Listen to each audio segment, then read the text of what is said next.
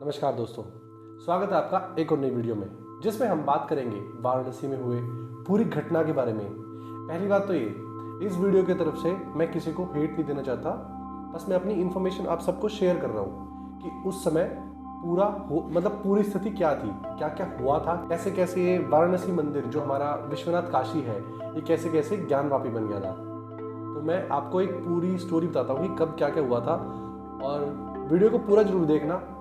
और अगर वीडियो अच्छी लगे तो लाइक करना, कमेंट करना और शेयर जरूर करना। तो चलिए इसी के साथ हम हमारी वीडियो को शुरू करते हैं। वाराणसी में स्थित है हमारे भोले बाबा का स्थान जो कहलाता है काशी विश्वनाथ। वाराणसी में ज्ञानवापी मस्जिद मामले में एक ऐतिहासिक फैसला सुनाया गया है जिसमें बताया गया है कि ज्ञानवापी में स्थित व्यास जी तहखाने के अंदर हमें पूजा पाठ करने की अनुमति मिल गई है। ज्ञानवापी में हुए सर्वे और वीडियोग्राफी में बहुत ही अद्भुत और बहुत ही अविश्वसनीय राज खोले हैं जिसके अंदर विवादों ने एक नया रुख ले लिया है, और उसी के साथ काफी सालों पुराने विध्वंस की गाथाओं ने पुनः जन्म ले लिया है। इसके कारण उन सभी अवधारणाओं के आधार को देखते हुए यह दावे किए जा रहे हैं यहाँ पर विश्वनाथ काशी मंदिर को तोड़कर ज्ञानवापी मंदिर का निर्माण किया गया था। हम अगर पौराणिक मान्यताओं की माने तो काशी विश्वनाथ का मंदिर युगों युगांतर से यहीं पर है। काशी विश्वनाथ मंदिर भगवान शिव के 12 ज्योतिर्लिंगों में से एक भी है। भगवान शिव का यह स्थान उत्तर प्रदेश के वाराणसी शहर में गंगा नदी के किनारे पर स्थित है। काशी विश्वनाथ मंदिर को विश्वेश्वर भी कहा जाता है। विश्वेश्वर शब्द का अर्थ होता है पूरे ब्रह्मांड का शासक, और यह मंदिर कई हजारों वर्षों से वाराणसी में ही स्थित है। मुगल शासकों द्वारा इस मंदिर को कई बार ध्वस्त किया गया। काशी विश्वनाथ मंदिर हिंदू धर्म का एक प्रतीक है और बहुत ही महत्वपूर्ण मंदिर माना जाता है। तो आइए जानते हैं काशी विश्वनाथ के विध्वंस से लेकर निर्माण तक की जुड़ी हुई पूरी कहानी के बारे में। तो कहानी कुछ इस प्रकार शुरू होती है। काशी विश्वनाथ मंदिर का इतिहास हजारों साल पुराना है। यह कहा जाता है कि यह स्थान भगवान शिव और माता पार्वती का आदि स्थान था, इसीलिए आदिलिंग के रूप में अभिमुक्तेश्वर को प्रथम लिंग भी माना जाता है। इस मंदिर का उल्लेख हमें महाभारत और उपनिषद में भी मिलता है जिसमें बताया गया है कि यह मंदिर गंगा नदी के तट पर स्थित है, और कहा जाता है कि इस मंदिर का दोबारा निर्माण 11वीं सदी में राजा हरिश्चंद्र ने करवाया था, और उसके बाद आया वह समय जब हमारे पवित्र मंदिरों को तोड़ा गया। मुगल शासकों द्वारा हमारी संस्कृति और हमारी सभ्यता को संपूर्ण रूप से खत्म करने की कोशिश की गई। 1194 में मोहम्मद गोरी ने इस मंदिर को ध्वस्त कर दिया था, परंतु उसके बाद भी इस मंदिर का पुनः निर्माण करवाया गया। 1447 में एक बार फिर से जौनपुर के सुल्तान महमूद शाह ने इसे दोबारा से तोड़वा दिया गया।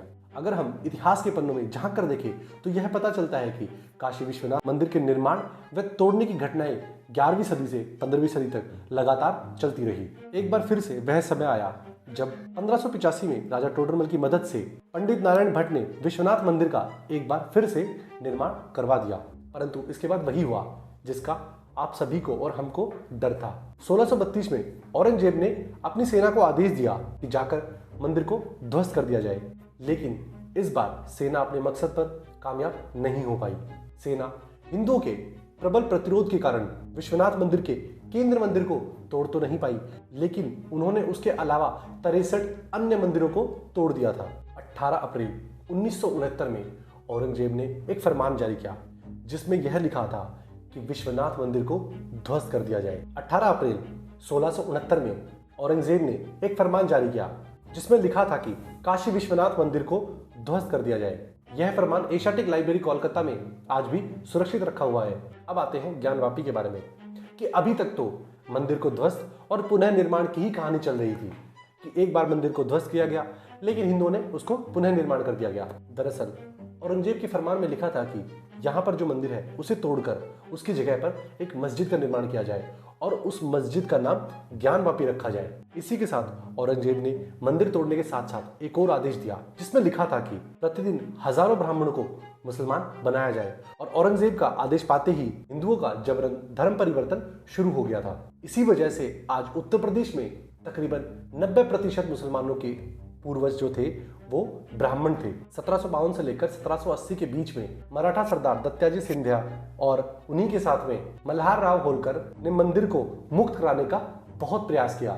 7 अगस्त 1770 में महादजी सिंधिया ने दिल्ली के बादशाह शाह आलम से मंदिर को तोड़ने की क्षतिपूर्ति वसूल करने का आदेश प्राप्त कर लिया था, परंतु तब तक काशी पर ईस्ट इंडिया कंपनी का राज हो गया था, इसीलिए मंदिर का नवीनीकरण रुक गया।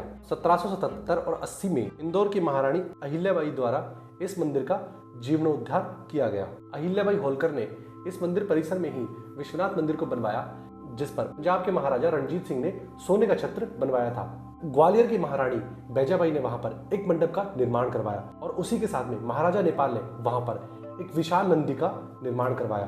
1809 में हिंदुओं ने जबरन ज्ञानवापी मस्जिद पर कब्जा कर लिया, क्योंकि यह संपूर्ण क्षेत्र ज्ञानवापी मंडप के क्षेत्र में आता है, जिसे आजकल ज्ञानवापी मस्जिद कहा जाता है। 30 दिसंबर 1810 में बनारस के तत्कालीन अधिकारी, या बोल सकते हैं कि हम वाइस प्रेसिडेंट इन काउंसिल, को एक पत्र लिखकर ज्ञानवापी परिसर को हमेशा के लिए हिंदुओं को सौंपने के लिए कहा गया, लेकिन यह भी संभव नहीं हो पाया। इतिहास की किताबों में 11वीं से लेकर 15वीं सदी के कालखंड में मंदिर को पुनः निर्माण का जिक्र और उसे विध्वंस की बातें भी सामने आती हैं। मोहम्मद तुगलक के लेखक जनप्रभ सूरी की किताब विविध कल्प तीर्थ में भी लिखा गया है कि विश्वनाथ काशी को बाबा विश्वनाथ का क्षेत्र कहा गया है। लेखक फ्यूरर ने भी कहा है कि फिरोज शाह तुगलक के समय में भी बहुत सारे मंदिरों को मस्जिदों में तब्दील किया गया था। 1460 में वाचस्पति ने अपनी पुस्तक तीर्थ चिंतामणि में भी इस चीज का वर्णन किया है कि अभिमुक्तेश्वर और विश्वेश्वर एक ही लिंग है। तो यह थी हमारी संपूर्ण कहानी, जिसमें हमने देखा कि मुगल शासकों ने हमारे विश्वनाथ मंदिर को कितनी बार तोड़ा गया, लेकिन उसका फिर से पुनः निर्माण किया गया। और इसी के साथ अब कोर्ट की तरफ से भी एक ऐतिहासिक फैसला आ गया है, जिसमें हमें मस्जिद के अंदर, तहखाने के अंदर प्रार्थना करने की अनुमति दे दी गई है। और आर्कियोलॉजिकल सर्वे ऑफ इंडिया ने भी यह साबित किया है कि यहाँ पर मस्जिद नहीं बल्कि मंदिर ही था, और उस मंदिर को तोड़कर इन्होंने मस्जिद का निर्माण करवाया गया। बल्कि उसके साथ साथ इन्होंने मंदिर को पूरा नहीं तोड़ा, उसी मंदिर को मॉडिफाई करके उसी के अंदर मस्जिद बनवा दी। एक नारा आप सभी ने सुना होगा, अयोध्या तो अभी झांकी है, काशी मथुरा बाकी है। तो बस हमारे रामलला जन्मभूमि तो बन चुकी है। हमारे रामलला का मंदिर 22 जनवरी को उसका उद्घाटन भी हो चुका है और उसकी प्राण प्रतिष्ठा भी हो गई है। अब हम बढ़ चुके हैं हमारे भोले बाबा को लेने के लिए। तो बस जल्द से जल्द हम सब इस चीज़ का इंतजार करेंगे, क्या हम अपने जीवन में काशी विश्वनाथ मंदिर भी बनता हुआ देख पाएंगे, और उसके बाद में काशी विश्वनाथ मंदिर के बाद में क्या हम मथुरा में हमारे कृष्ण भगवान का मंदिर भी देख पाएंगे। इसी के साथ मैं आप सभी से विदा लेता हूँ, और मैं आप सबको बोलूँगा कि वीडियो को ज़्यादा से ज़्यादा शेयर करें और लाइक करें। सभी को जय श्री राम, हर हर महादेव, जय श्री कृष्णा।